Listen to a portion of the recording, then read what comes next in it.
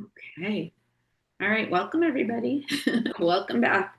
So we are on lesson 5, and lesson 5 is going to be, oh, hi, Minnie. I'm sorry, I didn't see you come in. Hi, Minnie. And then hi, Barbara. Hi.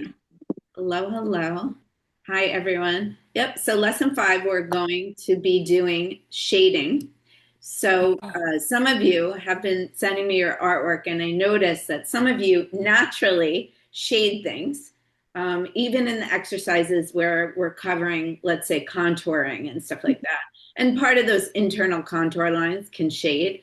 But for now, we've kind of been ignoring the shading aspect to focus more on the structure, the outside structure of the drawing, and the big shapes, for example. So today we're going to cover shading. And when I say shading, I don't really mean necessarily shading because the object itself is darker or lighter than other objects. So that's what I've seen some of you doing mostly. We're going to not care about that today. We're going to imagine that our objects are all, white. They're all the same color for the most part. So the shading is going to be more about shading for to create the three dimensionality. So the idea or the feeling of mass is what we call it. That something has bulk and that it's not just flat, even though we're drawing on a flat piece of paper. So we're going to cover shading to create mass and also to create shadows. And that might be what's called a core shadow, which is a shadow that is caused by planes within the object. So it's inside your subject. And then cast shadow, which is the shadow that the object casts or throws when hit with a light source or more than one source. So that's what we're going to cover today. And in doing so, we're going to be making a lot of different kinds of marks.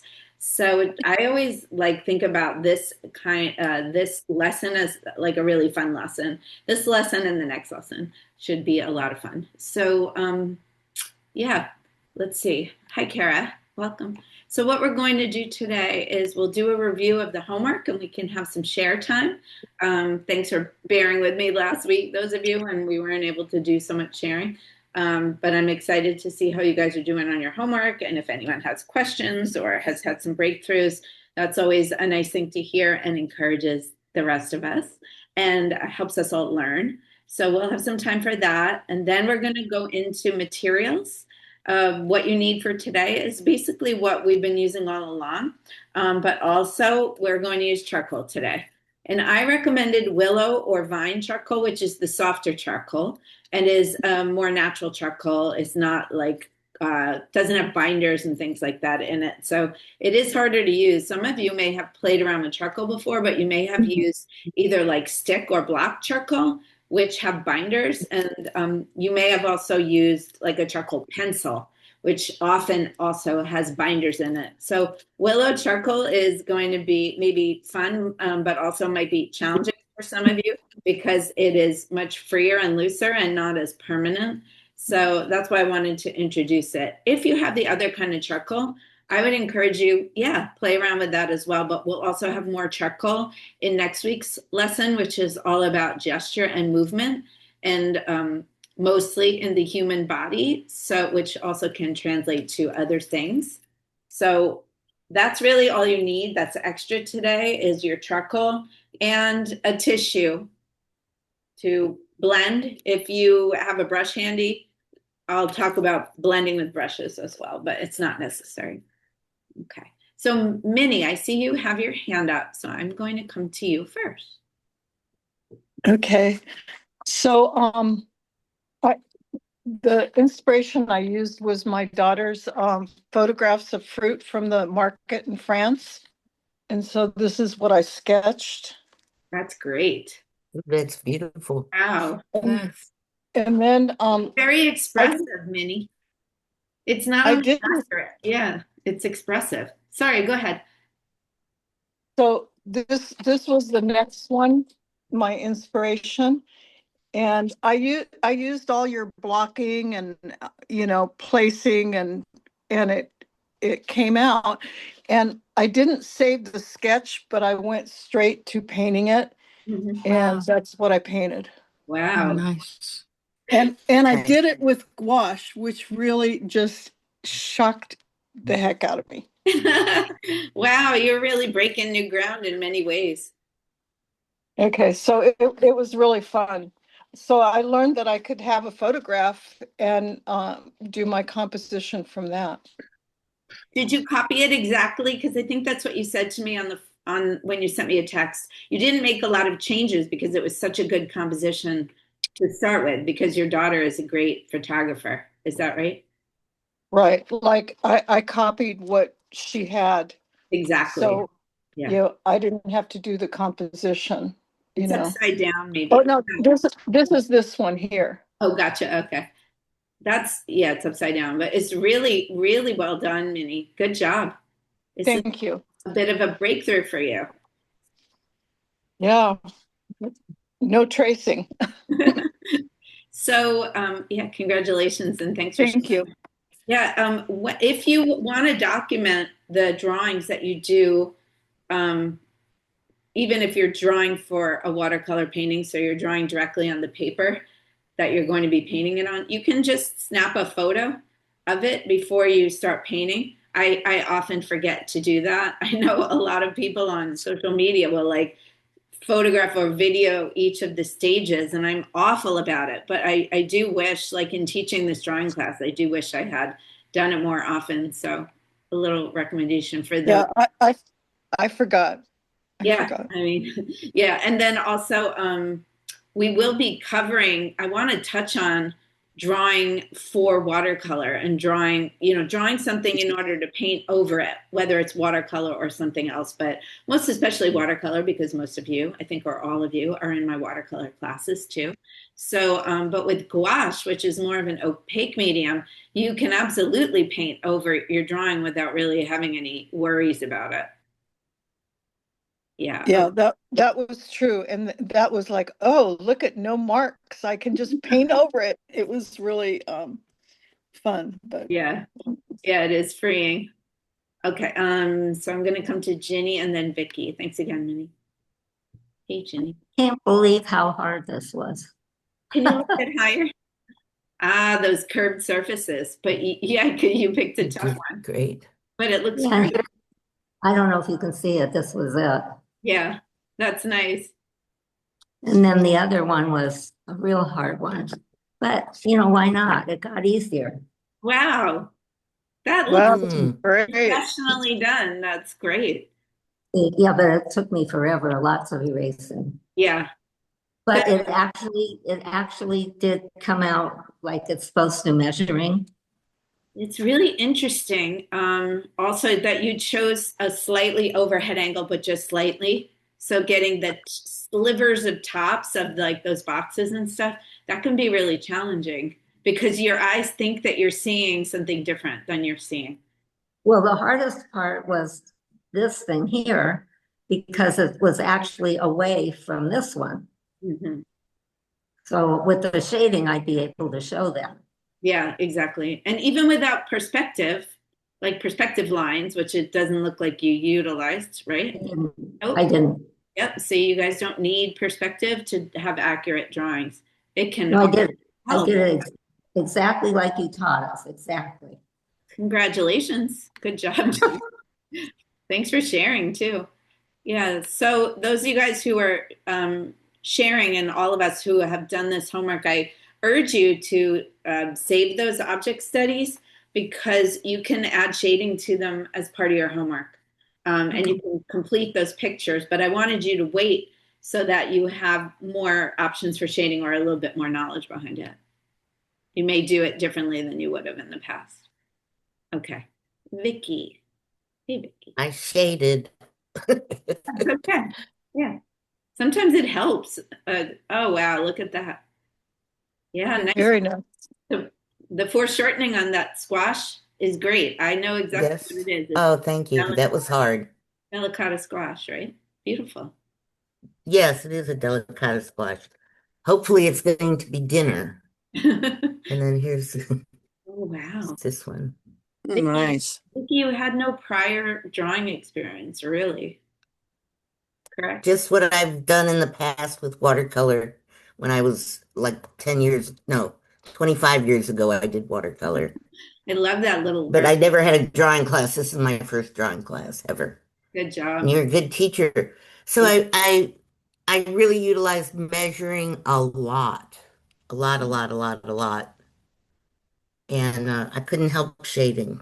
Yep. And the more you utilize the measuring, the more I think that it sort of just becomes like innate and your eyes can do the measuring as well until you get in the jam and you realize that something is off. And then and that's how it is with me. I pick up the pencil when things are really wrong. Something's not right and I can't figure it out with my eyes. Thanks for sharing, Vicki. Right. Sarah. Oh, you Thank gotta you. put your video back on, Sarah. All right, there we go. Coming to you, Sarah. Sarah's fixed her computer. A little bit. Yeah. Nice, It's Sarah. still light. Good subject. It's Porto wine and Lint. That's what I thought it was, even though it's a little faint. I totally was like, you're eating those Linder bonbons that are so dangerous to me. There you go. Very nice. Yeah, the bottle looks great. You know, sometimes, like Ginny, you mentioned this too, sometimes the simplest objects can be the hardest ones to draw. You know, especially if they are symmetrical, like or have a curve on the top. I mean, our brains are so clever, and if you do everything wonky, then it doesn't look so bad. But if you're doing everything and you're trying to be accurate, and one little thing is off, our brain goes right to it. We sense it, and that's just evolution, right? Like we're evolutionary. It's an advantage to recognize something that's out of place. Yeah. Ginny. I had to turn mine upside down to Ah, do the vases because I couldn't get them even right side up. well, that's So I do one right side up and then turn it around I haven't and do even the other taught you guys side. that. Yeah, that's so clever, Vicky. Yeah, nice. So clever. Drawing on the right side of the brain. Okay, so Sarah, you're done. I'm coming to Ginny. I see Ginny. You're here. All I wanted to say is that I purposely made it hard where this is behind this, so Mhm. they're not all on the same plane. Yeah. Yeah, good job too. Well, yeah, but it took me, I won't tell you how long it took me. Yeah, making a super good drawing it does take time. I don't think for anyone it's quick. It depends how correct you want it to be, but it gets easier over time. But yeah, that's why it's something like, for example, in the watercolor class yesterday, um, one of the artists wanted to use a very complicated subject with a lot of shapes in it, and I was like, you can do that because I know this artist can do it, but I said, but there's a lot of things you're going to have to draw. It's going to take you a long time to do that drawing if you're not going to super abstract it, you know. And if she had abstracted a lot, I don't quite know how she would have gone about it. So, yeah, thanks for sharing, Ginny. It does take a long time. I told you. I warned you guys. There was a lot of homework. So, anyone else want to share? Diane, can you unmute? Yeah, I I had a hard time with this because I'm not used to drawing things together. So I just pulled up 3 things from Your stash. Yeah. my stash, Mhm. and I that's how I arranged them, but it looks like the vertebrae is floating in the air, and Yeah, um, I sure. Yeah. I think I like each one individually, but together I don't think I got it. Yeah, well, I mean, without us doing like a cast shadow will anchor something in space on a flat plane. Otherwise, things look like they're levitating quite often. Right. So, and also, you know, you did do some internal shading in there, so that's good. But Yeah. yeah, unless things are overlapping, it can be difficult to determine where they are in space. So, But even the overlapping here is silly looking to me. yeah, well, it's fainter than everything else. So I think then it kind of looks like, is that a ghost? What is that? Right? Yeah. But the It was accuracy hard. of I had a hard time with this. yeah, the individual objects look good. Yeah. Things like a bunch of bananas or even like a bunch of grapes, for example. Things like that can be really easy things. So like we usually have them around. And those can be easy things to draw because they are layered in nature, but also it's the same shape over and over again, mostly. So those things I find are good about practicing where objects are layered without having to do an arrangement of them. So you might want to think about that. Okay. Jerry. Lemons. It's lemons. You see it? Hang it up. Hold it in one place. Stop moving it. Yeah, we can see it. Wonderful. There we I have go. to do the box in order to make the sizes correct, like Me you said, too. draw a line around it. Yeah, me too. And when I did that, I did it a couple of times, and then I finally said, let's just draw that rectangle and then get them in there. These are from my lemon tree. So, Wow. Wonderful. Yeah, that's really nice. thank you. Good work. Getting better. Thank you. Thank you. You're welcome. Okay. I couldn't draw a stick before I met you. I can attest to that. Yeah. You are definitely improving so much and good for you. Yeah. Getting into the homework and practicing. I recently clickbaited on this charcoal artist who I will share with you in next week's lesson because his videos are short and amazing. And the clickbait was, this is what you're doing wrong. And as an artist, and I watched, and really it was just, he said, you're not drawing every single day. That's what you're doing wrong. You're not practicing enough yet. You want to be, and it's fine if you don't care about being really good or getting much better, but if you're just doing it on occasion, how much better can you expect to get? And he mentioned this statement, or actually this was a different video of these two guys who are violin virtuosos, and they do a YouTube channel. You may have seen them. And they say if you haven't practiced for a day, you notice it. If you don't practice for 2 days or 3 days, your teacher will notice it, or another experienced musician will notice it, like your band will notice. And if you don't practice for a week, everyone will notice it. And I thought, oh my God, that's so harsh. But I do feel in myself sometimes if I've gone a whole week without painting, which happens sometimes, that I'm like, what am I doing? Yeah. This is hard again. So anyway, we're going to do a lot of practice today. I'm going to share the PowerPoint and we'll just talk a tiny bit about, I'm going to leave it like this for now. I hope this is okay with everybody. We're going to talk a lot about different methods for shading. And I want to encourage you guys to have your sketchbook out and practice them along with me, okay? So don't wait for where it says exercises to scratch away or scribble away. I want you guys to do this all the time. And if you want, you can use a pencil for most of these, a pen, etc. It's only when I tell you this is the material we're going to practice with that I would ask that you use that.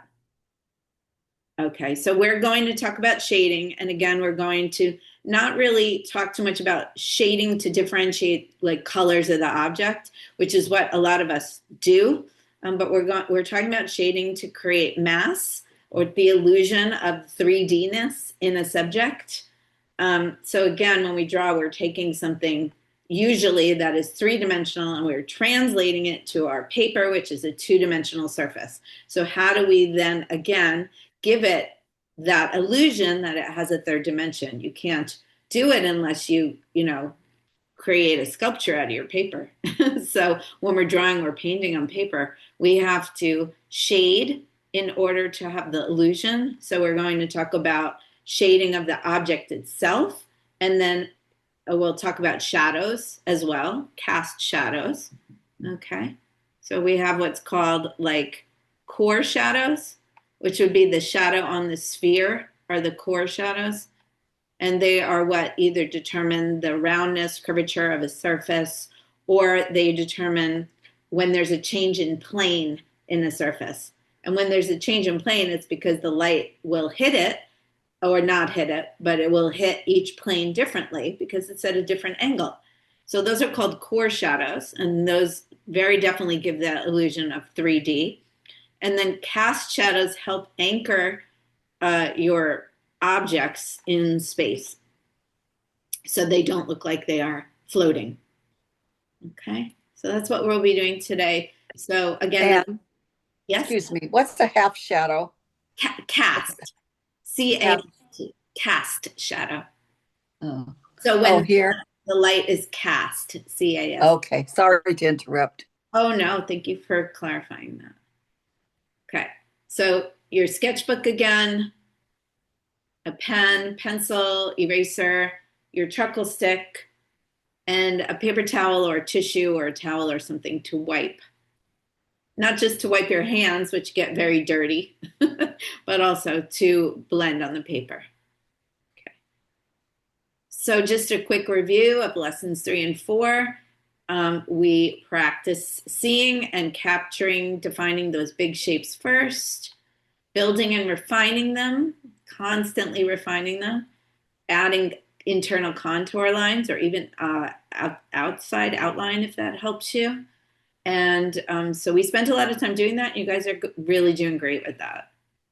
Some of you who didn't maybe participate today have sent homework in for me to see it. So I'm even seeing more than you guys are seeing on the homework review. But you guys are all doing a great job with that. So now we're going to talk about how to shade those drawings that you've done. And we'll do a few new ones too. So we'll be doing shading for mass, shading for cast shadows, and different marks you can use to create the shading. I also want to talk about charcoal and the idea of addition and subtraction with charcoal. Okay, more on that when we get there. And we'll do some practice. Okay, so we talked about this already. Line and shape alone, it can be very difficult to create a convincing three-dimensional shape on paper. Sometimes you can if there's an extreme perspective or something like that, if foreshortening sometimes, but usually you need shading to create the illusion of mass. Light and shadow together are what define shading.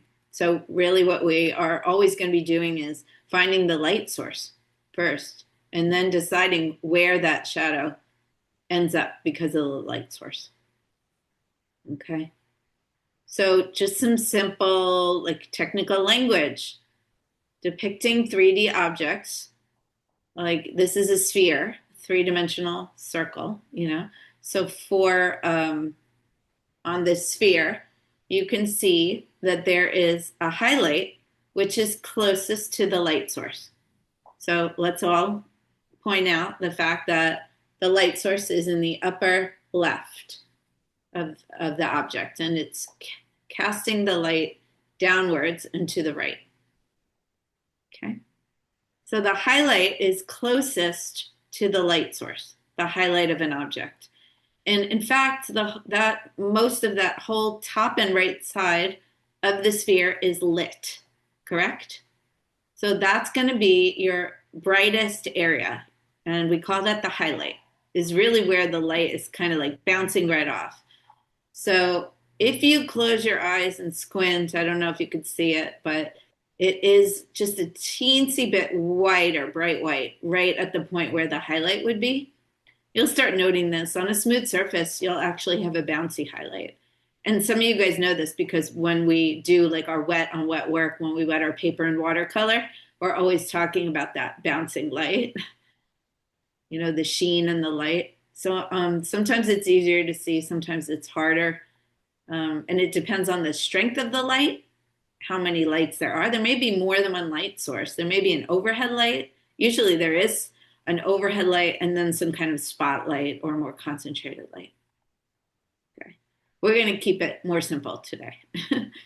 Okay, so then as the object moves, the parts of the object are facing away from the light, the object itself will move more into shade. And so what you'll have is what's called a midtone.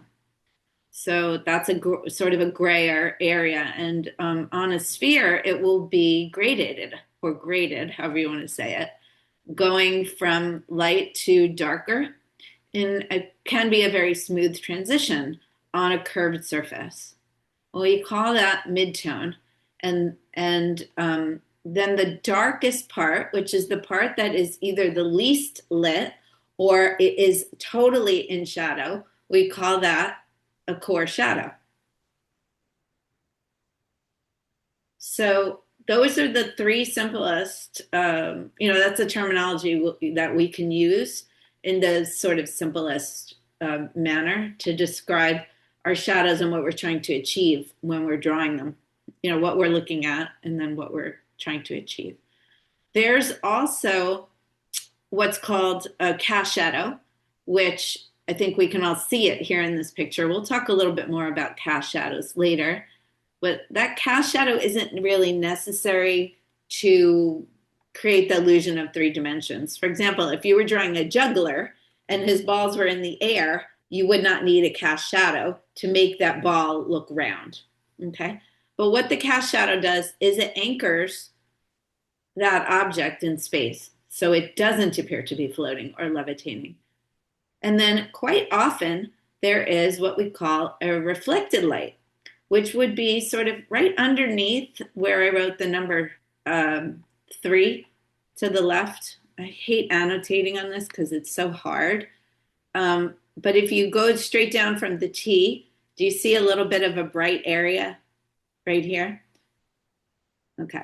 So that's called reflected light, and that comes from this light source in the upper left, bounces onto the table, and then bounces back up onto the bottom of your sphere and creates a tiny little bit of reflected light within the dark.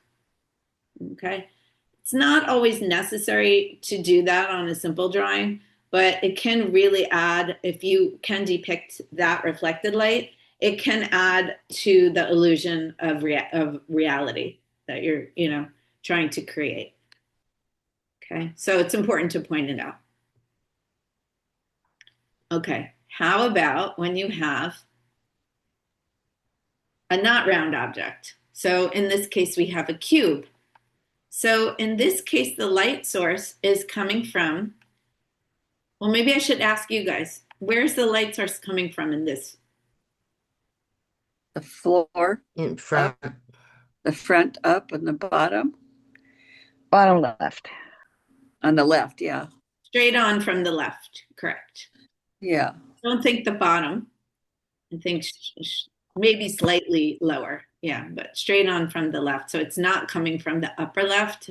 It's coming either from the bottom or the middle left. Yeah, and so where you have your highlight is, maybe it is actually bottom because it looks like this bottom edge of the cube is the highlight. So you have the brightest white right on the side that whole side is lit up, that faces the light, and the brightest part of it is at the bottom because I can see it is quite lit up. And then you have the midtone, which I would say is the top of that cube, the top face of the cube. And then your core shadow, you really can't see what would be the darkest shadow of this cube, the darkest face, because it's facing away from us. However, the side to the right that we can see is also in shadow, and it happens to be the darkest shadow. So for the purposes of this drawing, that would be our darkest shade on the object itself. And then the cast shadow is thrown from the corner to the back of the object, right? And because the shadow is coming from the bottom up, you don't really have a reflected light in this one. Okay, so sometimes it is easier when you have an object that has clear-cut facets or sides to it, because those sides are fairly of similar value, right? The light side, you can create it as white or almost white. The top is a mid-gray, the core shadow is a darker gray, and the cast shadow is the darkest. So it does make it easier, and it's not as nuanced as doing a curved object. We're not always working with objects that are so cut and dried, right? Sometimes we have like a very irregular object. And so we really have to use our observation skills to determine, what are we looking at? Are we looking at a highlight? Should it be the lightest part of our object? Are we looking at a mid-tone? Or are we looking at the shadow, the darkest?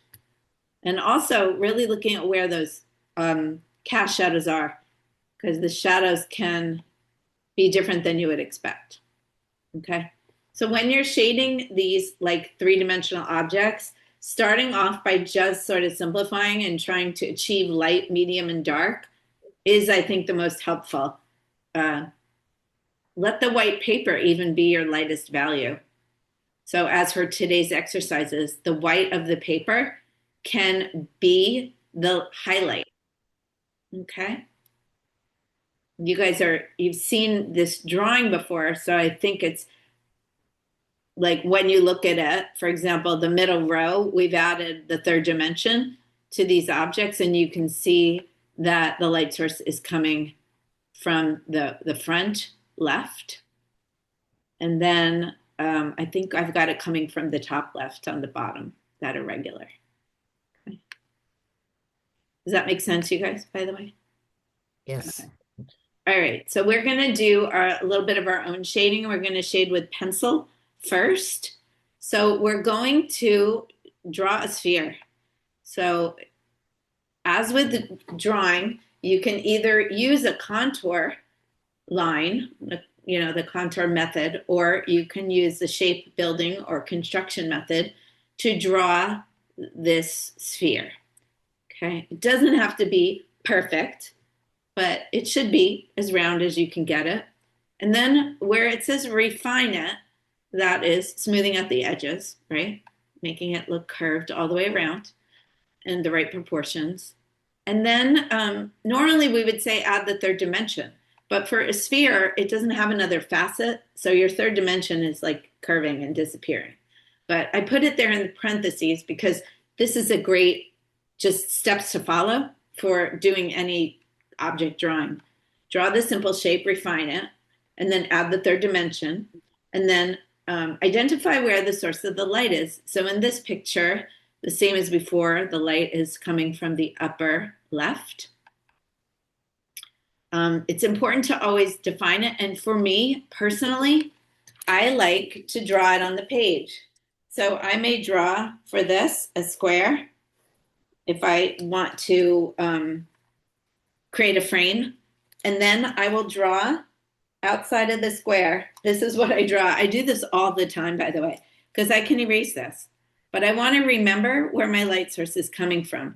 In a simple object, it isn't that important to draw it because it's easier to see it. But if you have a complicated grouping of objects, or if you have more than one light source throwing shadows, it is helpful to draw that in, because the surest thing to making a picture look confusing is to have the shadows going in different directions for no good reason. Like if you were to draw a line of trees and then paint your shadows in watercolor with some of the shadows going this way, others going this way, and others going this way, it might be quite confusing. In fact, sometimes I look at student paintings and the thing that pops out to me the most is that's something that could have been very easily fixed by knowing where the light is coming from.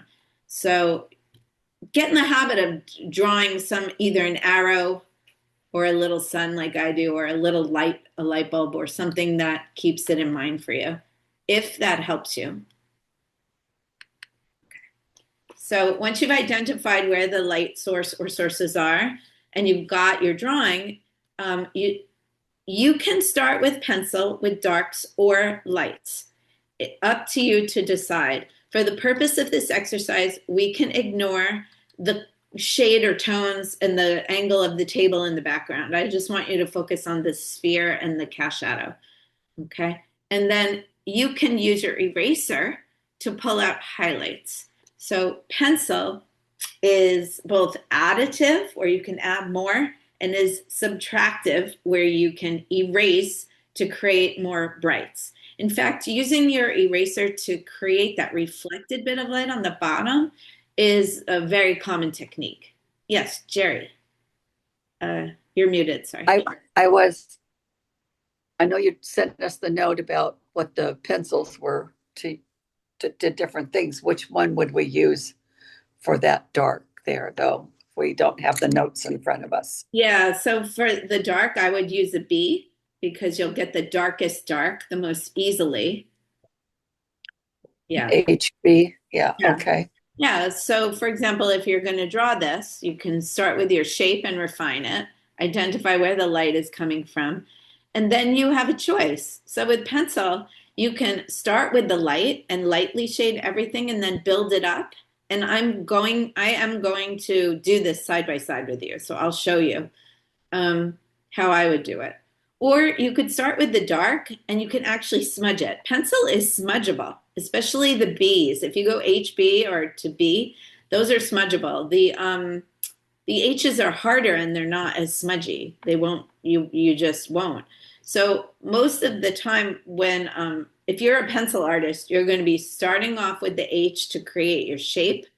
And then you may go over it, moving towards HB or B as you darken things up and are more confident with where, if your proportion is right and so forth. But you can use pencil in different ways. So you can use it to like just either darkening your line. You can use more pressure to get a darker mark, or you can layer your pencil strokes over each other in layers to create more darkness.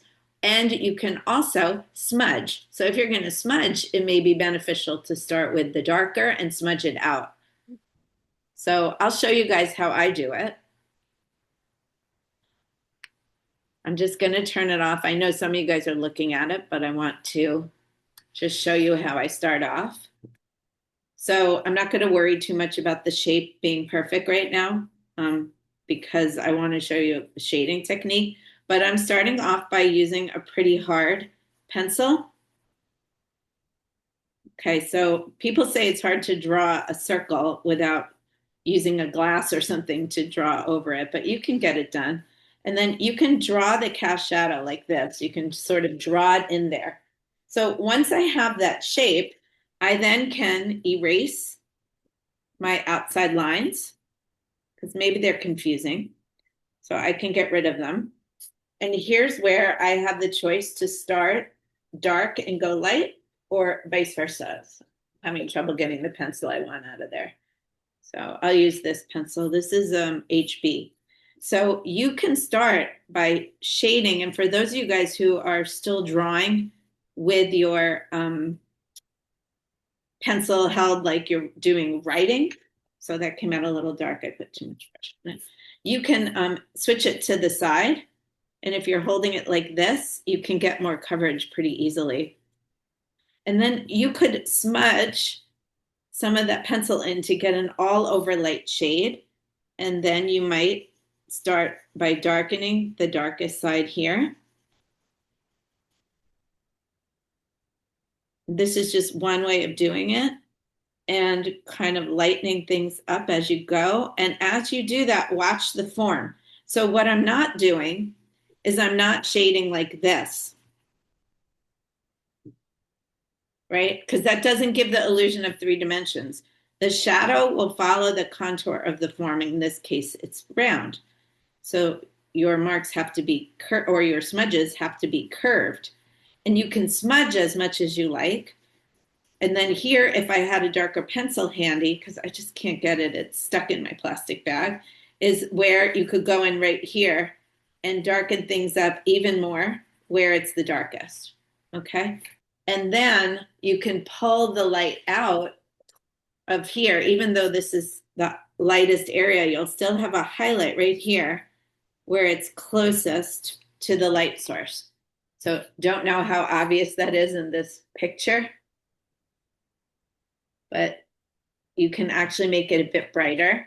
And then down here where you have that bit of reflected light, you can pull a little bit of that out also using your eraser. I'm doing this really quickly, but you can take your time and make it a lot more convincing. So the other thing too is that in general, your cast shadow is the darkest where it's closest to the object. that is casting the shadow. So it will get a little bit lighter as it goes out.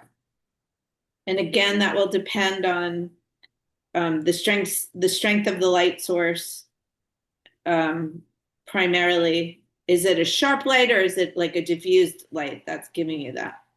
So anyway, this is just a really quick example of how you can build that up using both smudging and layering. Okay, so I'm going to put the picture back on, and if you have any questions, you can feel free to shout them out now. I have a question about erasing the line. Yeah. But then how do you know where that side is? Erasing the frame? No, the object. Didn't you erase I part of didn't the erase the if line you of the drew? object really. I mean, you can if you want to. That's your choice. It depends on how, I guess, abstract you want it to be. So I'll hold mine up at the end. I usually don't erase the line of the object. Some people like a combination of soft and hard edges, just like in watercolor. Some people prefer a hard outline or a soft outline on all of their objects. So that's kind of artist choice. Okay, I'm sorry, maybe I misheard you. Oh, that's okay. Yeah, no, I was just erasing the box that I drew, the frame. Oh, okay. Yeah. And also, I used some really flowing pencil lines, but we're going to do the same exercise using a variety of different lines. What I didn't do is I didn't do hatching or anything like that. I'm just sort of using like scribble and smudge, I would call it. And again, if you use the side of your pencil, it's like using the side of your brush in watercolor. Like you'll get a little bit more coverage, but without getting as many sort of hard lines in there.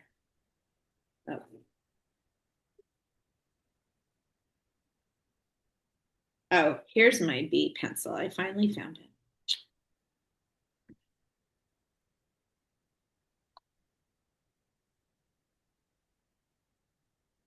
Also, there's different kinds of erasers that you can use, and some erasers are better to pull out. Like I find I get when I use those gray kneaded erasers, I get a little bit better of a soft smudge pulled out. Also, by the way, look at the cast shadow and how the cast shadow itself has a curve to it. I know I didn't draw that in my drawing, but it does. And it actually wraps around the bottom of the object just a little bit in this case. You can also see a tiny bit of reflected light in the cast shadow.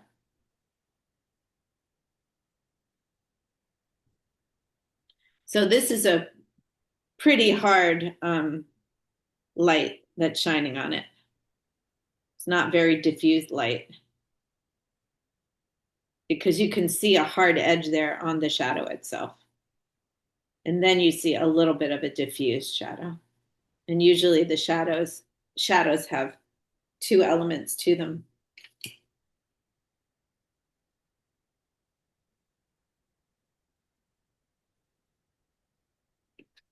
And then it's also up to you, obviously, as to how much you want to leave to the imagination, how messy you want your lines to look. This is all like personal style. So I'll give you guys another minute and then we're going to move on.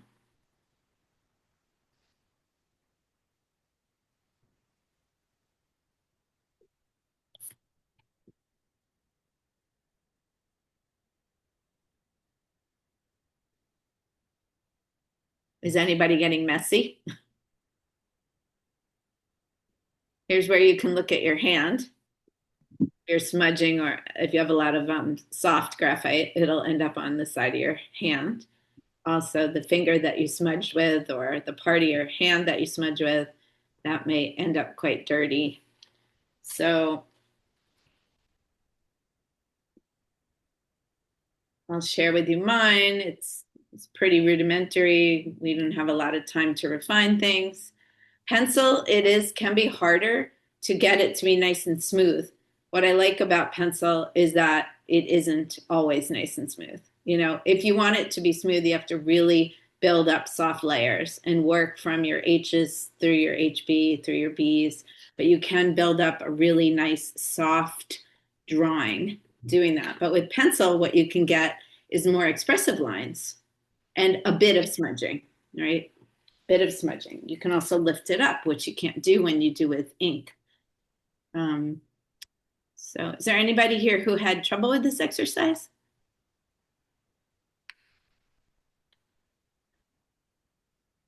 I can't draw a circle. Okay. So there are a lot of tools to help you do that, including just like a simple bottle or glass that you have around you, a protractor. There are, stencils. Jerry's got a stencil here. I'll show. Yeah. Yep. Can really help you. They're really cheap. You can get them. Yeah, these are really cheap. I got it at the dollar store, and I use it to make for Christmas cards ornaments. So they're all kind of the same size. Great. Anyway, I drew my circle with this. Yeah, you can also get them with ellipses, which I find helpful because I have a hard time drawing ellipses. Yeah. I think I have one like that too. Yeah. So Sarah, do you mind if I point out what you said to me earlier? Sarah, you told me earlier that you don't like drawing in pencil because it's so messy. So we'll all find through this maybe what our preferences are. And it's interesting because I like drawing with pencil and ink primarily. I usually dislike drawing with graphite. With charcoal, excuse me. But when I go to a figure drawing class, I love drawing with charcoal because for me it works better for expressive movement and drawing quickly and then erasing it away and so manipulating it on the paper. So I think through this exploration, hopefully we'll all find different ways of using the materials, what we like the most and what we don't. And part of all that is like finding our signature style, not just getting good at technical drawing. Technical drawing is like for me, not the end result of things, right? And I think a lot of us here might feel the same. You can trace if you want to do a super accurate drawing, but if you want your drawing to be expressive or you want to express yourself, then experimenting with different materials will help you find what you enjoy and what you like the end result of. So, yeah. All right. So we're not going to do share time right now. We're going to move on. And another exercise that you can do, which I think we're going to skip because I feel like you guys can figure this out on your own, is just to do a darker object. Okay. So in this image, it is extremely clear where the highlight is, even though this object is darker. Is it not? Because that little pin Yes. is right there. And then you can see how the light diffuses outwards. Now, this picture, I think, is interesting because it seems like, this is the only one I could sort of grab on sort of last minute, but it does seem like maybe the object has some variegation in the color and it was just turned to a black and white. But if I were to draw this, I would ignore the fact that there seems to be a band of lighter color right in here. So if I'm going to draw this, I would simplify it.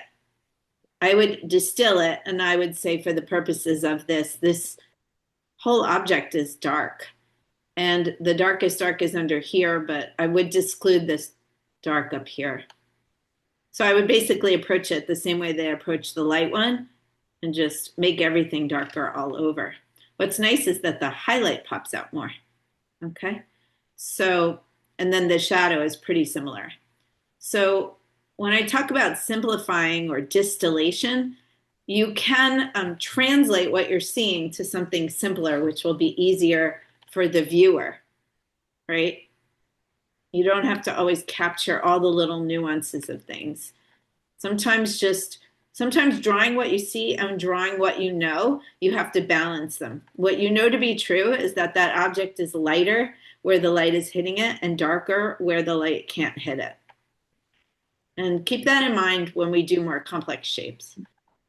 Okay. So pretty much we were just doing, I would call it like um, smudging, really, where you put and maybe some of you didn't smudge, but where you put the pencil mark down and then you use either your hand or a tool to move that around on the paper. So we'll come back to that in a little bit. Is there anyone here who uses any of these other shading techniques on the regular, like hatching or stippling or scribble? I know Laura Lynn isn't in the class because she's taking it on video. Laura Lynn uses Scribble a lot. Scribble is something I use a lot too. I'm going to show you guys examples and then I'm going to ask you the question again. Okay, so when I show the example to you, you can use your sketchbook to try to copy those marks without having an object, but just try to copy the marks. So you get the idea of like, oops, yep, what the mark making feels like. Okay, maybe use a B pencil for this too. So hatching is drawing short or long lines. That's all it is. And they're usually straight lines. Okay, so hatching, go ahead and just draw a series of lines. Like you can draw kind of copying what you're seeing on my picture. You can curve the lines to a degree because the lines follow the form. But what you're not going to be doing is like making S curves or figure eights. That would be considered scribble. Okay, so here you can see that this is actually a lamp that I have in my bedroom, which looks like it was cast from little sea urchins that are stacked on top of each other. And so what I've done is I've followed the sort of form of the ellipse in the curvature, and it helps to create the idea that those are curved on the top, and then they curve, so they're concave on the top and then convex on the bottom.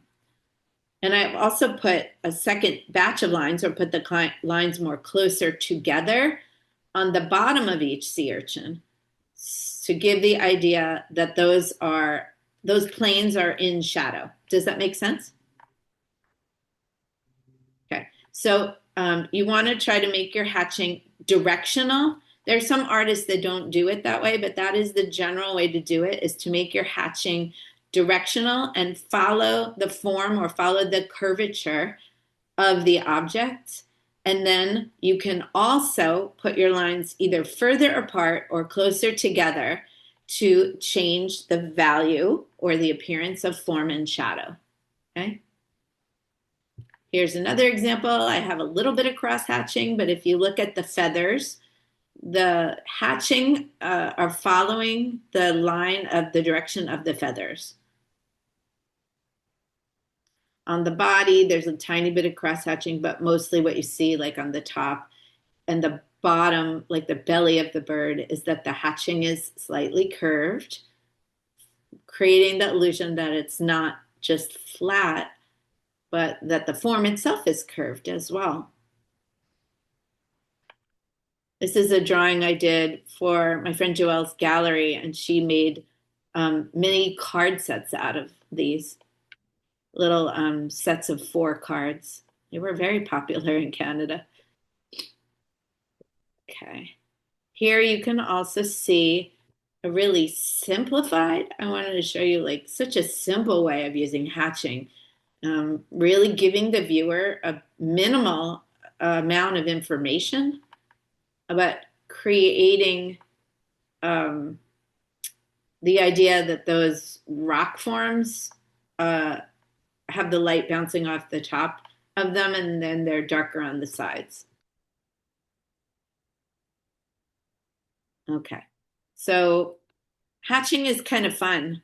I use hatching a lot because it's easy, and you can make the marks really rapidly, can't you? If you try, if you know, once you practice, or if you don't care too much about perfection. If you want to be like very perfect, you can make the lines so carefully. You can even use a ruler. I've got friends, my friend Mark, who creates very slim lines. Yep, Vicki, just one sec. And then I'll send you a couple of other artists in the email to look at who do with a Bic pen. They call them biros or biros in England, but they use just a blue Bic pen to create their hatching. And honestly, like this one artist that I want to send you, his work is so beautiful. Yeah, Vicky. Go ahead. I think maybe you just answered it. You had said more lines closer together, and I didn't hear what that Yeah. created, Yes. other than darker. Does Yeah, it that's create? really all it creates is darker. Yeah. Okay, Yeah. thank you. You're welcome. You can also create darker lines by cross hatching. But with cross hatching, you still continue to follow the form of the object for the most part, because I mean, it'll make it more believable. So the more lines that you put in cross hatching, the darker it becomes. So if I do, I'll show you in a second. If I do just hatching, it let me start over. Sorry. The white of the paper could be your highlight. If you do just one single hatching, it could be your midtone. And then if you do cross hatching, it can be your darkest tone or your core shadow.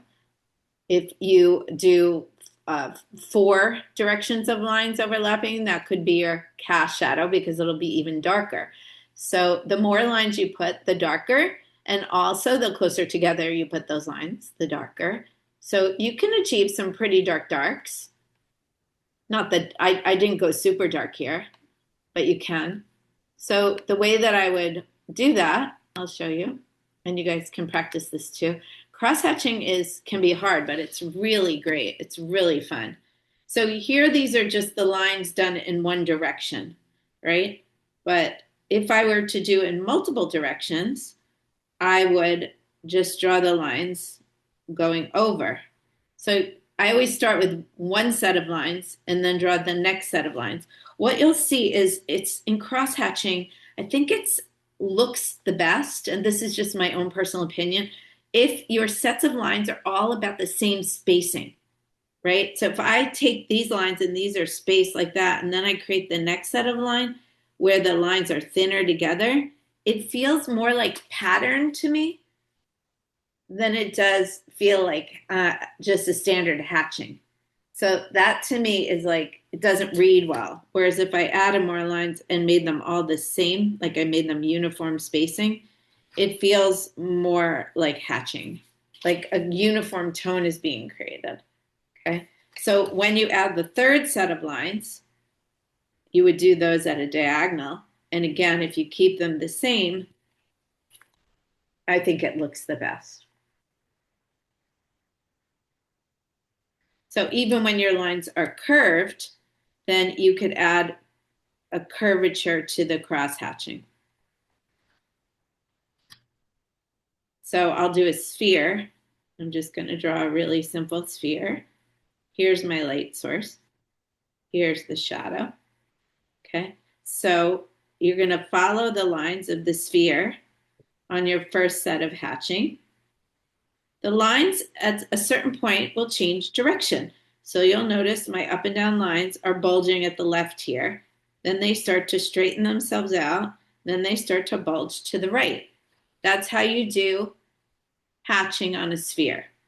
So for my second set of lines, you can turn your paper if it helps you, or you can just curve them in drawing it from the same direction. But if it helps you, and then at a certain point again, you're going to switch back for it to be believable. And then the third set of lines, I'll do them over here. And so they're not that close together, but you guys get the idea. The more close together and the more that I put, the darker it would be. And then you can erase a little highlight out of that. And people will draw the highlight. It looks like a Death Star to me when you do it. Okay. So I want to give you guys some time to do this in a little bit. We're going to do shading on spheres, but I just kind of wanted to show you how you change directions on a curved object. On a flat plane, you don't need to change directions at all. Like if it was a cube. So if you had a cube that you're drawing, here's the cube. And let's say the light source is here. So this face can be white. This plane, or facet can just be one set of hatches. And then this side can be a second set of hatches. And I'm following the direction of that plane.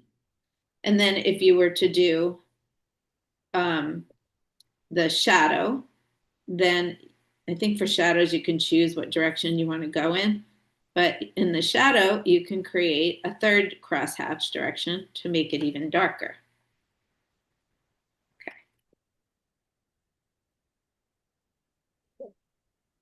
Make sense? Does that make sense, everybody? Yes. That he's drawing? Yes. Okay, good. Hatching is really fun, and you can do it fairly quickly. It's really nice. I use hatching for value studies. I also scribble, and I use hatching and scribble in combination as well. Really good for value studies because I just want to figure out where my darks and lights are going to be. I don't care like if it's a beautiful finished drawing because most of the time nobody sees my value drawings. So I use a lot of hatching and I use a lot of scribble, and I kind of use them in combination. So scribble, I think, is something that we're all, used to. Am I wrong? It may be the most common way of shading for some of us, for most of us. You can get a lot of coverage, and you can use your pencil, again, either held like this or held like the fancy way, depending on how you like to do it. So I generally do draw my objects with my pencil held more like a writing implement. And then when I shade, I change it. Okay. And when you do your scribble doesn't have to be indiscriminate scribble. Your scribble can also be directional. It can follow the form and create the form that's not just like a value study, but can be a believable drawing. I'm trying to I want to find one where I didn't do that, really. Yeah, so I'll show you one where I didn't do that. So here I think is a picture of this body where it's maybe a little bit following the form, but mostly I was just trying to get the idea that it had a leotard. They had a leotard on. I don't remember if it was male or female. So that isn't really giving you directional shading. That's more just when you're trying to shade for a different color on the paper. And I think that's what maybe a lot of us are used to, is just to get some value down in there. But your shading, your scribbling can be directional. So you can see here how I've curved the scribble. It's almost hatching in a way, but I've curved it around the shapes of the rocks. And then I've avoided doing the whole rock to leave the tops white so that they appear to have, that's the highlight, right? That's the brightest area of them. So when you're doing your scribbling, rather than just trying to like shade in the fact that there's a color there and it's darker, think about how to shade to create the form of that part of the object that you're trying to make look more three-dimensional. Okay, so practice your scribbling now a little bit and just feel what it's like. Some of you guys who don't like to use pencil for smudging because it's real messy, you may like scribbling better. You also can vary the pressure when you scribble. So you can scribble lightly and then darken it up, the same way that we did when we did the sphere. And then you can smudge your scribble too to soften it out. Yeah. I like it. I think it's fun.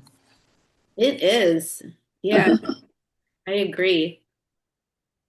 And so you can see here how I've got varied pressure and also more layers in that rock where I've really like put the pressure on, but I've also doubled up on my scribble, right? So I did a light scribble, and then even deeper into the shadow, I did another scribble, and I made it darker. So it gives the illusion that there is mass in those. You can also scribble for texture. So the way that you do your scribbles can also describe the texture of the object. So if you look at these little bison, I've got some parts where I'm just scribbling to make it dark, and you can kind of see that like in the belly of this smaller bison here on the right, that it's just sort of scribbled because I wanted to give it the darkest darks. But then when you look at the scribble, like as a whole, and the scribble that defines that like shaggy back, that scribble is like a curved scribble. And so it helps to describe, it's almost like an internal contour in a way, right? But it's just not as careful as a contour. It's just sort of hinting at what's there. And so I've used that scribble again in some of the shadows, like on the bison's leg down here, to give the illusion of that shaggy fur that they have. It's really thick and shaggy. And then if you look at the trees, I've scribbled in the bottom sort of, what would you call it? Bulk, the bottom bulk of the trees, to give the illusion that there are like leaf masses or leaf clumps that the light can't get to. So you can do that very carefully with cross hatching or hatching. You could do it really quickly when you use Scribble. I love Scribble. I think I use it the most, I would say. Do you guys like that? I have a question. Yeah. Okay, on your rocks at the top left-hand corner, like, okay, your rocks look amazing.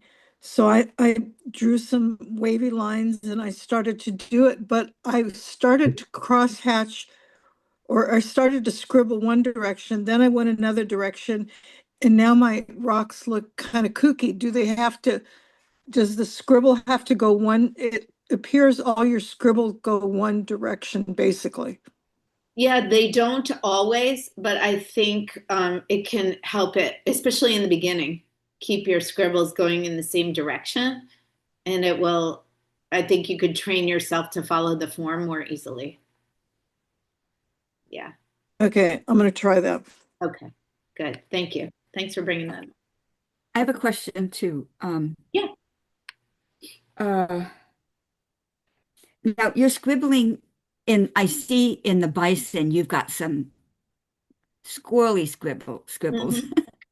Swirlies. Yeah, like that one right in the middle there is very Yeah, but like I'm looking at my rocks I'm doing and getting into, you got two rocks and there's a darker get into shadow. the crevice. Yeah. Crevice. Yeah. Um, so do you go back a different direction to get that crevice or? Sometimes I go back into a different direction, and sometimes I press harder, or I just go over it and or over it. So it depends on what Okay. implement is that I have. If I have an ink pen, like here, the ink pen, I can't go harder with it.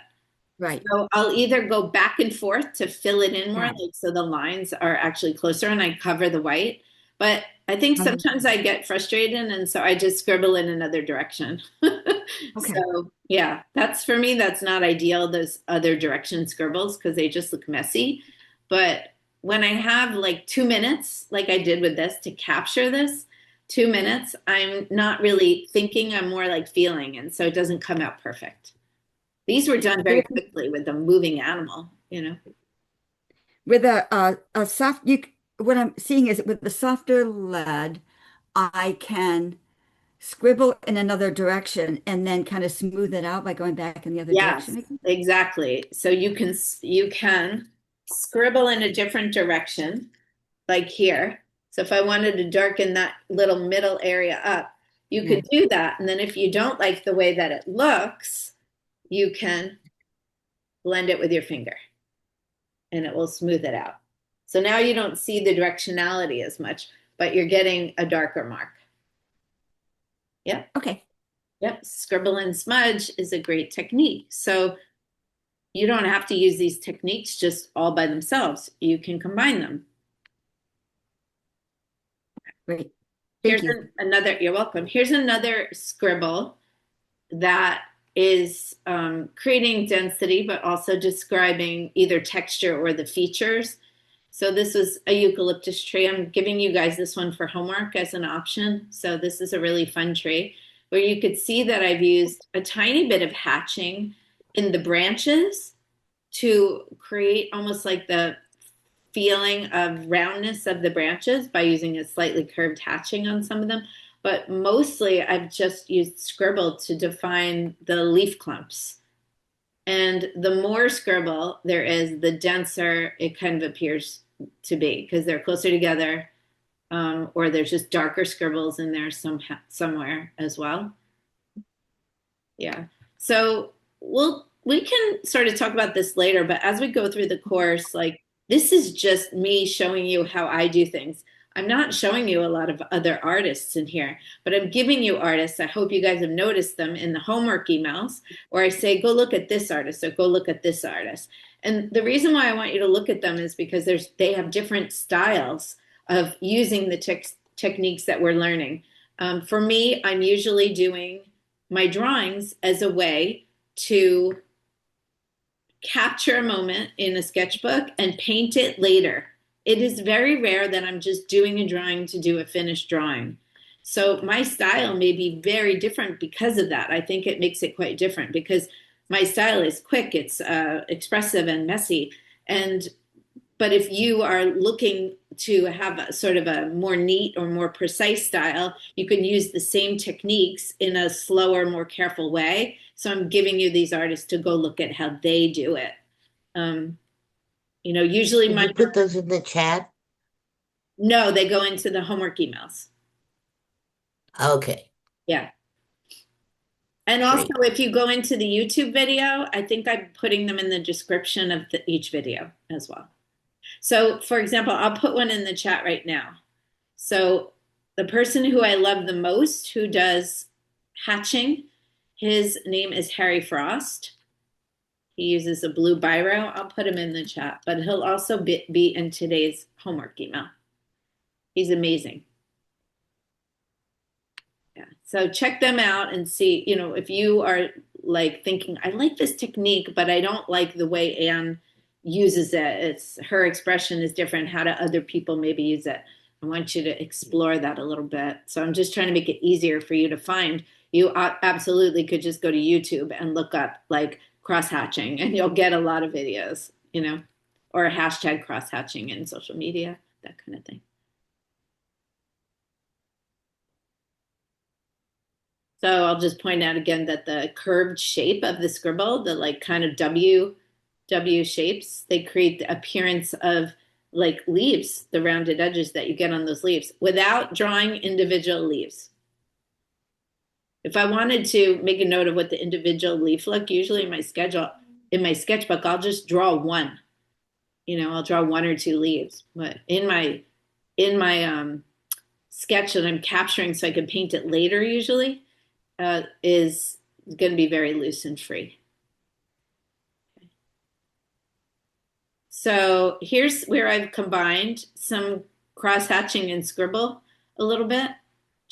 I've just wanted to darken the bottom, the table that's underneath these hard-boiled eggs, and then to create the illusion of roundness in the yolks of the eggs, I've just used a little bit of scribble, pressing lightly, using a little bit more pressure in the corners or edges.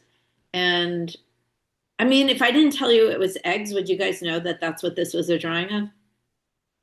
No. So yeah, some of you will say no, some of you will say yes. Well, I make deviled eggs, so to me it looks like eggs. Yeah, before they're deviled, because the yolks are still intact. Yeah, so I did add color to it, and then I think having the color yellow in there, it's like, oh, okay, that's an egg. I did add color to this drawing. I'll show it to you guys. But what my point is you don't always need a lot of information. And sometimes you want a ton of information. So this ink drawing is a drawing that I did when I was in college. I was smoking a lot then, I think, and it's obvious. I was having a good time, and it's because this drawing is kind of trippy. I recreationally smoked at that time. I don't anymore. But here you can see how I've used like full coverage of the ink as well as hatching and also a technique called stipple. So this is stippling is when you put a lot of dots closely together. If you put them real far apart, they don't look like anything. But if you put them closely together, you can get different tonalities. So you can make it look like a light gray, a medium gray, a dark gray. Here's another example where I used stippling. So this is pretty much a contour drawing that then I've added some cross hatching, but also stippling. Those stipples are even make the cross hatches in some of the areas as well. So I'm like stippling, hatching. I'm doing dots to create lines. And then I also just have dots to create little bits of shading, like in the bottom of the horn, for example, or the bottom of the feathers on this winged bull. Like I was drawing from a sculpture. Okay. So go ahead and practice the stippling a little bit. Just do push your pencil down into the paper over and over again. So you're going to want to hold your pencil like you're using it as a writing implement. It's a lot easier. And so you can go pretty quickly and still get like where it's areas of more density. And then you can also lighten up your pressure as you move the dots further away from each other. And you set the pencil down a little bit wider. And so you can get dark and light, as well as just where it's more about the concentration of where the dots are. So it can be really fun with a pencil. It's more fun for me in ink. Yeah, it's really cool. So then we'll just talk a little bit more about smudging. So on the right is that lady's face that I did last week as just one of my homework exercises. And we're going to do more on figures and faces and stuff in later lessons, but I just didn't have an object around me to draw. So I drew this poster. I think that was on the wall. Yeah, it was a poster. And then I used my pencil to do a bit of scribble or light scribble. And then I darkened up the scribble, but I also smudged it with my finger to spread that shading out. With the charcoal, you can really see the difference of how easily it smudges in the figure on the left.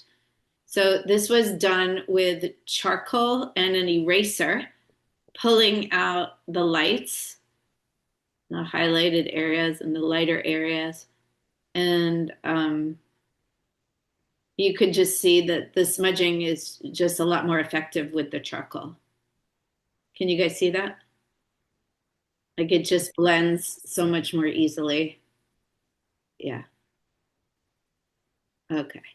So let's stop here for a second and just want to give everybody a chance to finish up what they were drawing and also just talk about what they were doing. So did you guys discover that you like a certain technique more than another technique? Or maybe you've discovered one of these techniques that you didn't really think about before or weren't aware that you could use in drawing? Well, since I don't draw, I wasn't aware of any of them. Really. I mean, I'm with you, Minnie. I did it every once in a while, but I didn't know what I was doing. Yeah, thank you. I mean, yeah, of course, right? If you're not drawing or you're not looking at drawings by other artists, or maybe you're looking at them, but you're not looking at them for the sense of like, how did they draw that? How did they shade that? Yeah, you might not notice. You might say, oh, that's a really good drawing, or that's a great composition or some good colors, but you might not think to yourself, how did they achieve that? Yeah, Jerry. When I was a teenager, my aunt had a sewing factory, right? It was called Dolly's of California, whatever. And I worked there after school. And she used to make me sit down with a sketch pad and draw the dresses they were making. And I used to look at her and go, "You're nuts. I can't draw." And I ended up drawing dresses for them. It was weird. So Yeah. and I've never drawn anything since then. And I have no idea what happened to all those sketches that I did for all these gowns that she used to make.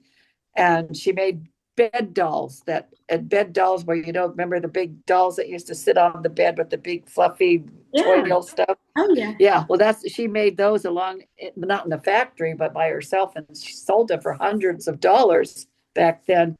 And I used to have to draw pictures of them, and I don't know how to do that anymore. It was weird. That's so So, interesting. But when we do yeah. figure drawing, we'll talk about that. My grandmother actually wanted to go to school to be a fashion illustrator, and she applied for school, and then she ended up marrying my grandfather, and so she never went to this. She never went to school. But in her high school, she was in what you would consider, I guess, like a magnet program for artists. And I have her drawn and painted. She used watercolor and metallic paints to do. I have, I think, 12 of them. My brothers have some as well. Did the most amazing fashion illustrations. I mean, they're just gorgeous. So, yeah, you can get that back again, but I think that's really interesting. Jerry, you're muted, so we can't hear you.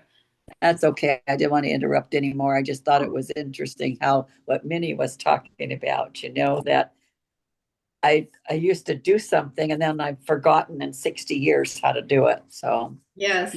Sometimes you forget that you ever did it at all. That was good. Thank you. that's true. Yeah, Diane. When I was in graduate school, I had a friend who was in paleontology, and he drew all his bones in stipple. Everything, the whole thing was stipple, and it's all he used for all his illustrations was stipple. It was so amazing to see some 3D thing come alive with Yes, just, it really can because the dots are quite small or small. yeah, I mean, you could use a big object to stipple. You could use a bingo stamper if you wanted to. But if you're yeah, using like a pen or a pencil to stipple, you really can build. It takes a long time. Forget doing the shapes drawing or right. forget the construction of the object. That alone, I'm sure took forever. But the stipple can absolutely make something come to life because those little dots, it's like pointillism in painting. Hmm. And, that like the Impressionists, you look at it from further away and it just looks like it's form. It looks three-dimensional, Yeah. but it It was takes, amazing to watch him build it too, because yeah, I bet. you don't know where it's going, but he does. Well, you guys will be doing that a little bit. So Uh-oh. it's pretty cool. Yeah. Thanks for sharing. Is there anyone else who wanted to say something? Sometimes hands go down. Okay. All right. So we're going to practice with charcoal. Excuse me. Okay. So charcoal is by nature loose. It's hard to get a real sharp edge with charcoal, and it does smudge. It can be messy. It's also transient because you can wipe it away. So these are the qualities that people may be frustrated with when they first start to use it, but actually you can take advantage of all those things. Using charcoal is great because it's really easy to wipe away what you've done, whether it's to wipe it a little to smudge it, or it is to wipe it away completely and start over. So when we talk about like additive and subtractive, adding layers of it is the way that you would build up tone, build up the mass. Erasing is a subtractive way of working, and you can pull highlights out of it. You can also smudge out color. I would call that in a way subtractive too. And then you can also use a brush. So if you have a paintbrush handy, you can try that as well. So I would like to show you how I would use the charcoal before we get started and have you do it because it can be it's a little different than pencil. Okay. So there's different kinds of charcoal. You literally could just burn a stick and you could do this right along with us. Willow and vine charcoal are a little bit different, but they act the same. Willow is made from a charred willow stick, and vine is made from charred grapevines. So vine is often curvy, and you'll get these like weird looking shaped sticks. Okay. And so willow is straighter, but they're the same. They're very faint. They don't have like a compact amount of pigment in them, which is what makes them easier to work with. When you're using the bigger blocks of charcoal or compressed charcoal is what it's called, whether it's compressed in a pencil or compressed into a what looks like blackboard chalk, except instead of being white, it's black. That has a binder in it. So that actually is not as loose and free on the paper. You can still smudge it, but it stays put a little bit more. FYI, you have to use fixative on charcoal no matter what paper you use it on, because it won't stay put. So charcoal requires a fixative to keep your pages the way that you drew them, not get smudged. So, which is also the case of if you've ever used pastels, like chalk pastels, not oil pastel, but chalk pastel. So you have to use a fixative, or you have to put it under glass immediately. Otherwise, it just like will disintegrate. The other thing about using charcoal is it's a lot easier to use on paper that has a little bit of tooth to it. So if your regular drawing pad that you're using is very smooth, then you might find this a little bit more difficult, because when you use a bit of paper that has a bit of tooth to it, a bit of texture to it, it will grab a little bit better. I'll show you the difference right now on these two different pieces of paper. Okay, so you can follow along with me. So this paper is kind of smooth. So you're going to start off with your frame. If you like, you could do this without a frame. We're just doing a sphere. We can't see your Can you drawing, go Ann. over You're a little off bit? camera, Ann. Oh, thank you. Okay. So you could start off with, I didn't even make it a square. So you could just erase when you make a mistake. And so you would start off with your shape. And you can see how I'm holding this real loose because I don't want to break the stick. Okay. But it's nice because of the way it goes down, and it's nice and smooth the way it goes down. So I'm just refining my shape. Okay.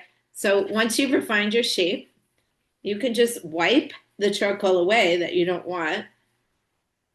What is very hard to do is get a nice clean line. It's really hard. You can get like a wonky line. I kind of like the wonky line. But you're going to want to then define your light source, right? We're always kind of following the same thing. So this is my light source. So you can use like the flat part of the charcoal and then smudge it out. So you can really like wipe it around. You also can use a tissue. So if you don't want to use your hand, you can use your tissue. And then you can, some of it will end up on the tissue, but some of it you can move around on the paper. So you could see how expressive this is already. It's not clean. Like you can see the layers. You can get nice smooth transitions, but you really end up building and taking away, building and taking away. So what I like to do is to kind of get a mid-tone in there. And this is how I like to do it, and how a lot of artists who use charcoal will work, is they'll get their mid-tone in there and smudge it around. And once you've got your mid-tone, and I'll put some shadow in here in the mid-tone too. Once you've got the mid-tone, then you can use your eraser to pull the highlight out and create a little round light in there. Now, if you use charcoal a lot, that you can buy this eraser in black, and the black eraser is better for charcoal. And then you can actually even smooth out the nature of that highlight. And then you can also clean up edges if you like using the eraser as well. So it just depends how expressive you want to be. I don't even like to say messy because the expression is so wonderful. And I'm going to give you guys like some assignments when we do gesture and faces that you're really going to be able to get quite expressive with. And then you can end putting in your core shadows by using more pressure and by smudging it out less. And so you can scribble you can do all sorts of mark making with charcoal, however you like. And then you can refine or not refine as much as you like. So this is what charcoal was made to do. So have fun with it. Take a little bit of advantage of it. Get rid of my light source. And if you don't like that scribble you made, you just wipe it out. Okay, but those scribbles may be great. Like let's say you're doing hair, like a woman's hair or a man's flowing hair, or they have tattoos or something. You can really get some lovely like little marks in there. Okay. And again, you can wipe out and even erase out anything you don't like. So you can go forever. The question really is, when are you done with your charcoal drawing? Okay. So I'll put the sphere up so that you guys can look at it. And in your homework, you can do more interesting objects than a sphere. In fact, you can use charcoal to, so the light source is on the other side here, by the way. You can use charcoal to shade even some of your pencil drawings that you've already done, like the tomato, the single banana, the palm leaf, et cetera, et cetera. The palm leaf might not be that much fun. The lamp might be a good one, right? I'll see if I can do the lamp while you guys do the sphere. You can also break the charcoal if you want a smaller piece for shading. So sometimes you're shading like a narrow area, but you want to do it flat. So you can break your charcoal into smaller pieces for that. Just snap it off. It snaps so easily anyway.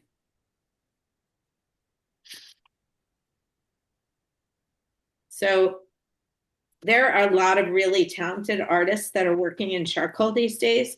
Some of them work on canvas, others work on thick paper, you know, it's all different. But it's really an underrated medium, I think.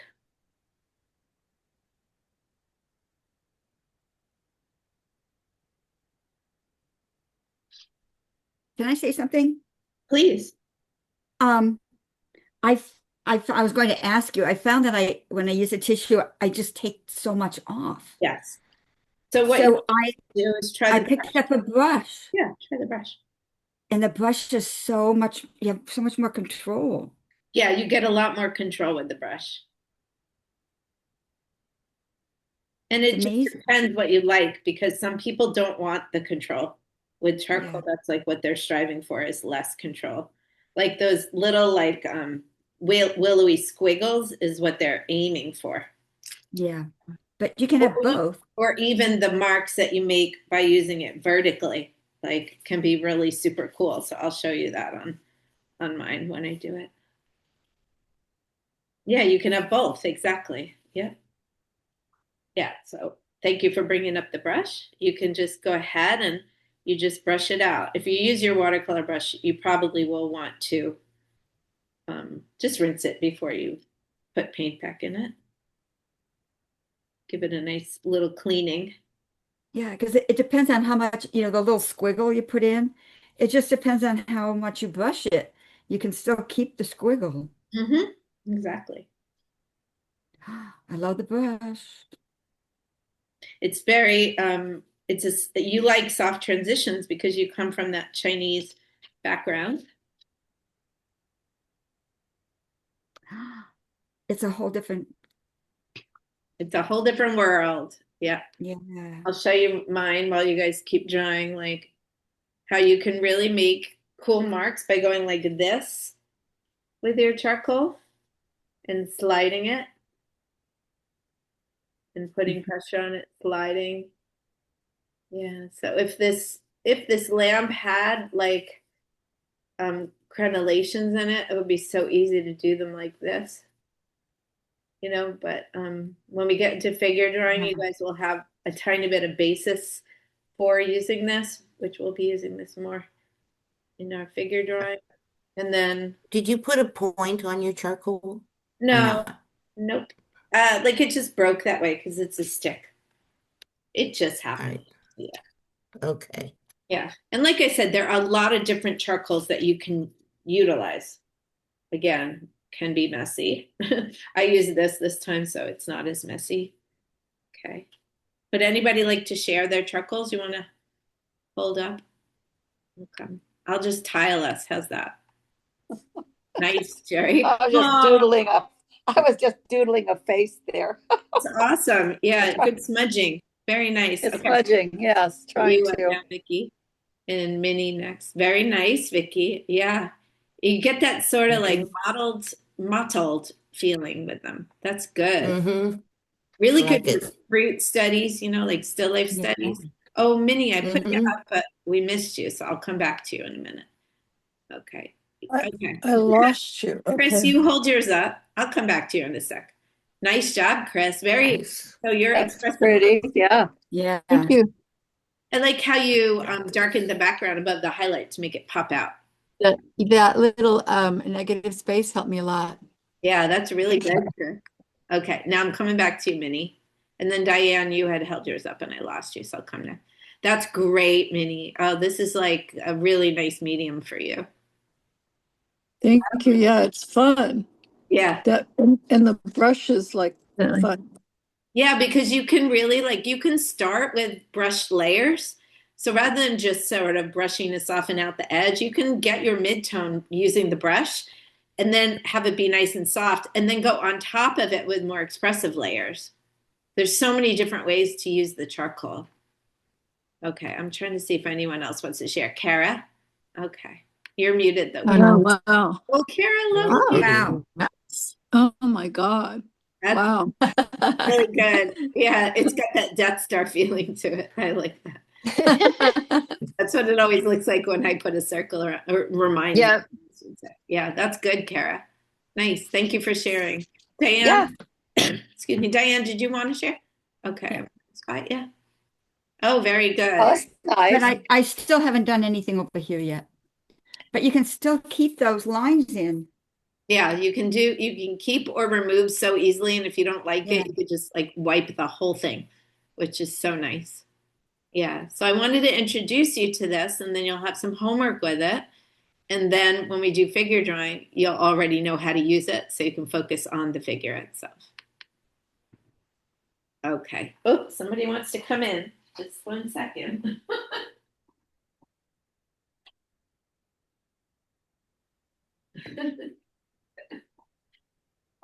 There are litter boxes in here, so I had to make sure they're okay. Okay. Good job, everybody. So keep following. It looks like you guys are doing it. Keep following your steps, for shading. Rather than just go in first, make sure you're still trying to get your shapes and your placements and things like that accurate. Because if you don't have that first and you go straight in for the shading, then you may like your shading, but then realize at the end of the day, your banana doesn't look like banana. It looks like a hot dog because you didn't do those previous steps. So that's why I keep repeating myself. So for this exercise, and this will be homework, is you're going to draw 6 spheres, identify the light source. I would just do one light source for all of them. It'll make it easier. And then using your various shading techniques, create the appearance of mass and a cast shadow. Okay.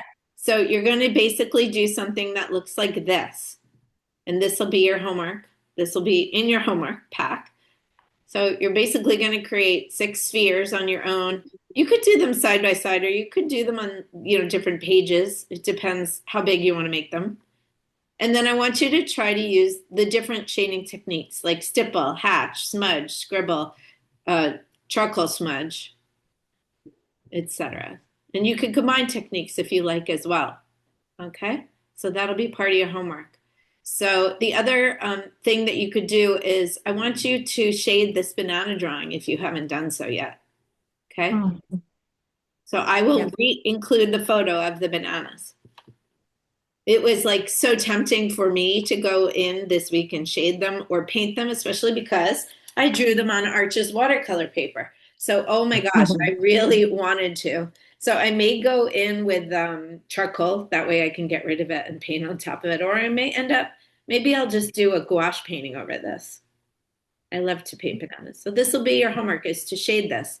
So I will give you that photo again in your homework packet. Okay, and I'm also going to give it to you in black and white. Oops. This is tonal, and I've enhanced the, actually, I'll just give it to you in black and white. I've enhanced the contrast so that it's really obvious to see the highlighted areas and the dark areas and shadow. Okay. It's got some cool overlapped cast shadows too. Okay. So let's review. So shading is necessary if you want to create more convincing three-dimensional drawings. So start with a good drawing. Don't figure out later that your drawing wasn't that good, because then all the time you wasted after that can be very frustrating. So start with drawing your object well and try not to rush that stage. It can be, we can be impatient, and get it good enough for what you want to do with it next. And then make sure you define where the light is coming from, and then use a variety of shading techniques to explore what works best for your subjects and what you like doing best. So like I had mentioned before, when I'm doing gesture, I much prefer to work in charcoal, ink, or watercolor than to work in pencil. And when I say ink, I use a dip pen, like not a graphic liner or something like that, because it's more like there's more freedom for me. So I want you to explore all the different techniques so that you can decide what you like. And through that, you will also be developing your own personal style. Okay. Diane, you had a question? Can't hear you. You mentioned a black eraser. I found with my white eraser, it just carries, if I didn't keep scrubbing it off, it just carries it over. Yeah. So what does a black eraser do? I'm not sure how it works differently. I just know that it works better. I'm not sure. I'll look into that. I saw one at when I was at Michael's one day. They had one left, but it was kind of damaged and chewed up. But I did see one, and I'd never seen one before. So yeah, but it's very, very specific. I didn't know what it was for. So I know you said to buy one, but I was going to wait till we actually needed it. So I bought it. You don't need it unless you're really going to continue on with charcoal. You don't need it. I didn't want to make everyone spend a ton of money for this class. Yeah, I just don't know how it would be any different. You just wouldn't see that your black eraser has charcoal on it. No, I don't think it's, well, maybe, but I don't think that's it. I'm not sure. I will look into it, I promise. Okay, yeah. You also, if you're going, and if you're going to the store, you can also buy what's called smudge sticks. And they're basically rolled up paper, and those work in the same way as the tissue does. So some people like those. Yeah, I have those. Yeah, and also, I mean, there's so many ways. Some people also buy a sandpaper block, and so you can sort of rub the charcoal onto the sandpaper and make charcoal dust, and then you can apply that dust with either your finger or with a brush. So there's a lot of different ways to work in charcoal that, if you like, you can definitely explore. Okay, I see. And could I share something? Yes. Could you spotlight me? Yeah. Okay. I use this eraser that, you peel back, the old peel back. Oh, right. Yeah. And I just tested. I made marks with all the rows of pencils. This erases the best. I use it when I do my watercolors. It always gets the lines off the best. Oh, that's great. I forgot about those. I had those in art school in college. Yeah. Thanks, Minnie. Okay, I see Barbara and then Sarah. Yeah, I just wanted to mention, I don't know if anyone is interested, but from erasing, what do you do with those erasers? And I have this little battery operated little vacuum. It's like under $10, and it really, I don't know, I like it. So I just wanted to mention it. Catcher? Is it for art? Or it's for erasers. That's so you just sort of, there's like little brushes at the bottom, and you just I never And you heard of just that. sort of like, just vacuum them up and like in 2 seconds, they're gone. Oh my So I God. don't know what you guys do with your erasures, but I like it. That's so cool. Thank you, Barbara. Yeah. Okay, Sarah. With our charcoal, you said we'll need some sort of fixative for it so we don't smudge. What is that? It's called spray fixative. That's what you're going to look for. Yes.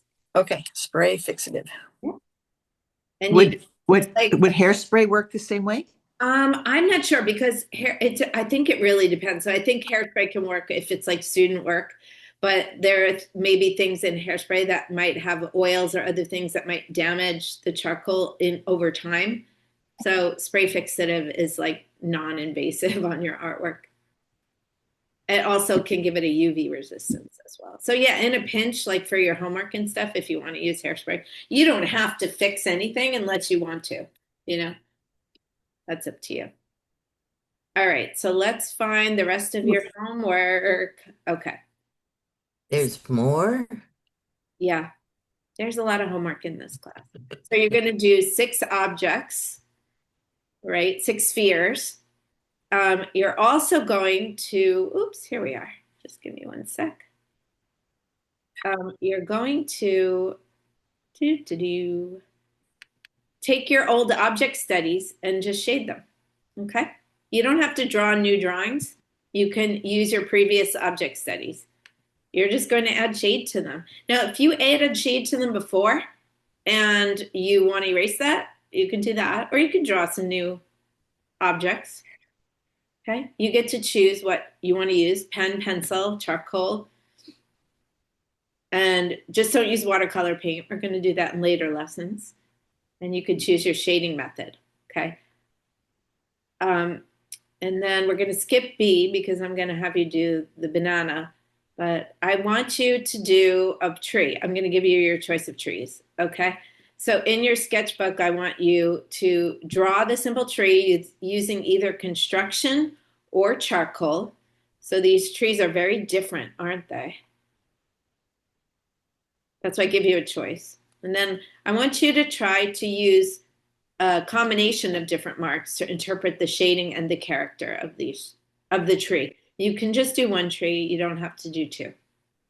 Okay. You're going to send this to us, right, Ann? Yeah, you're going to get this in your homework. Okay. Okay. So any questions about homework? Nope. Okay. So I'm going to delete that because we're not going to do that one. We'll call this B. Any other questions or comments, by the way? We ended early today, believe it or not.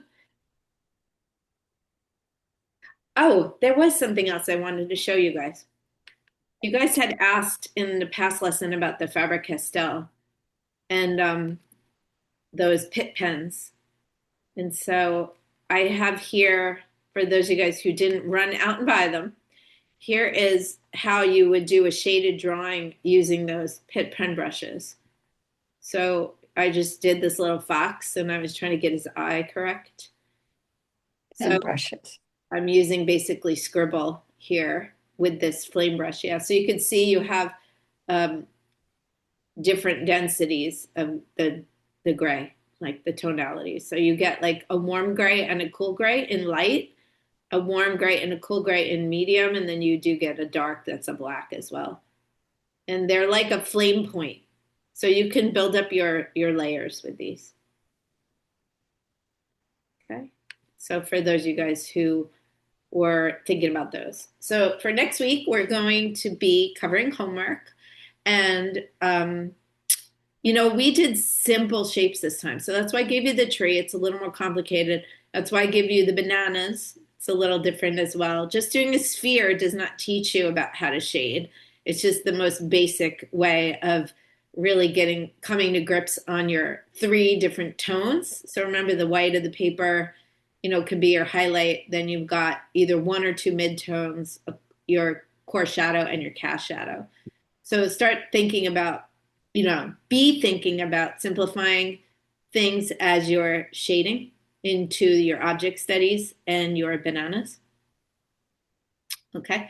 So we're going to do a review of that. And then for gesture movement, we'll be talking about, first of all, what is gesture drawing? What is it? And it will also lead us into the body, drawing figures, human figures, most specifically, but gesture can be used on a number of things. And also, how do you create the illusion of movement on a flat surface? So you will need for next week everything that we used today. Okay. So I hope you guys enjoyed yourselves. Always. And All the I time. wish you some happy sketching for the rest of the week. Learned a lot. Good. Learned a lot. That's great. Hope Now, I if anyone remember it. if anyone wants to stay on, if anyone has any more questions or wants to share with me and you haven't done so, you're welcome to stay on. Or if you just want to chat. Okay, Vicky. Yeah. Yeah, I had a question about the homework. You said on the tree, you said use different marks and use charcoal, or you No, can use charcoal, or what? you can choose to use pencil, charcoal, or ink. I want you to, rather than using just one type of mark, I want you to think about how you can combine more than one type of mark. So could you, for example, Okay, smudge a little, and then on top of the smudge, could you scribble, for got example? it. Okay. Yeah. Okay. Yeah. Thank you for clarifying. Yep. Sarah. I was just going to tell you that I'm using pencils when we started. And when I would go sideways to do my shading or to get it going, I would get the mark of the pencil on the side. And so I cut the Good job. part down, and now I don't have that problem. That's I just thought awesome. I'd say that. Yeah, using the knife to expose a little bit more of the inside. Yeah, That's that good. was my problem, and I've solved it. Good. Also, for those of you guys who feel like maybe this working monochromatically is a little bit boring, we're going to get into color. Like, I think everyone here is pretty good with color because we've all, been doing watercolors for a while. But drawing can be so exciting when you add color into the mix. So I don't even know if I have some examples that maybe, sorry, Sarah, I've got you spotlighted. I meant to spot myself. But like, we're going to get into doing more colored drawings. And I know I have colored pens in here as well. I just chose to not show them because I don't want you guys to kind of get too far ahead. But I do drawing with colored pencils, or I add color into the mix quite often, not just for color notes, but for fun. I wanted to show you those eggs. I forgot about that. Here they are. So once you add the color, it's a little more obvious. These are eggs. But I've also layered in the bottom. I've layered, like, there's a yellow and an orange, and then there's a blue and a purple. And so not necessarily a full color drawing, but I have some in here. You would think I don't, but I'm usually going with watercolor for color. But I do work in pens. I was trying to get one up. I don't want to waste everybody's time, but also sometimes I'll just color the background.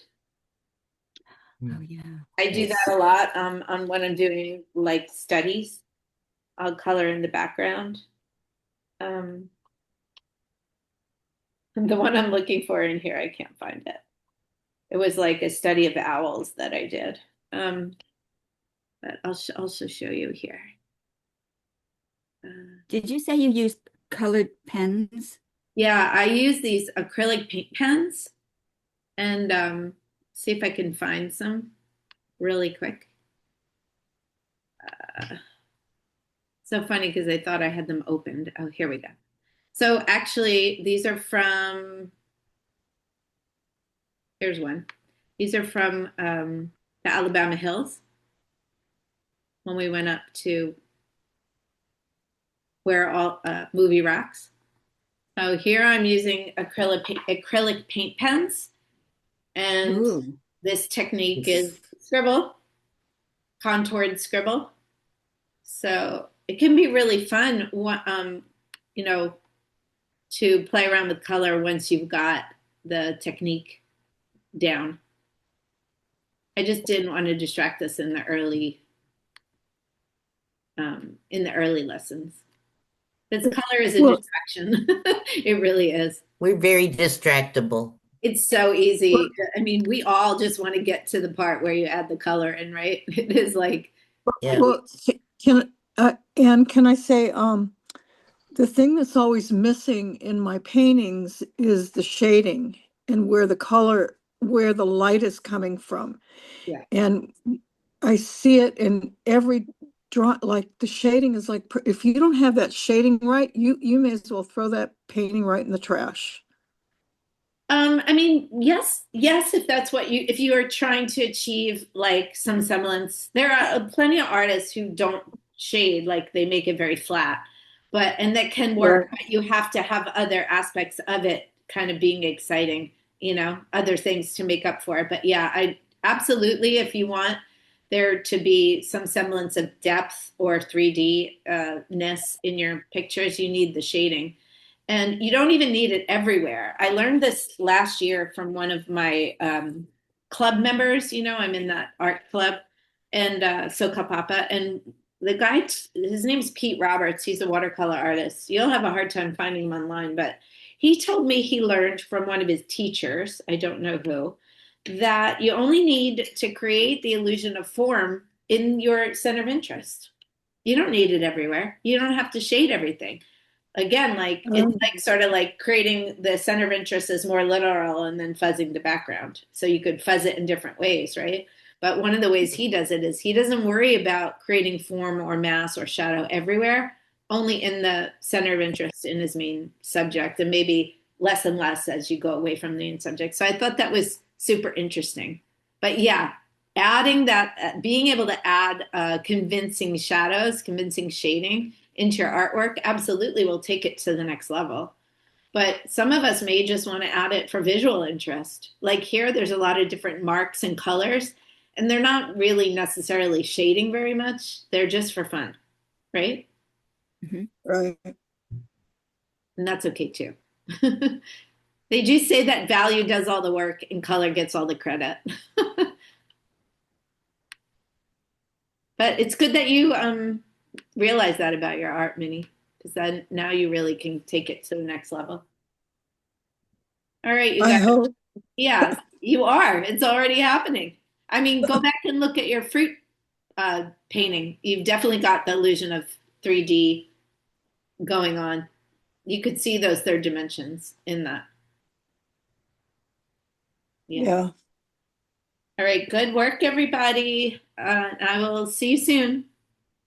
Thanks, Anne. Thanks, Bye. Anne. Thank you.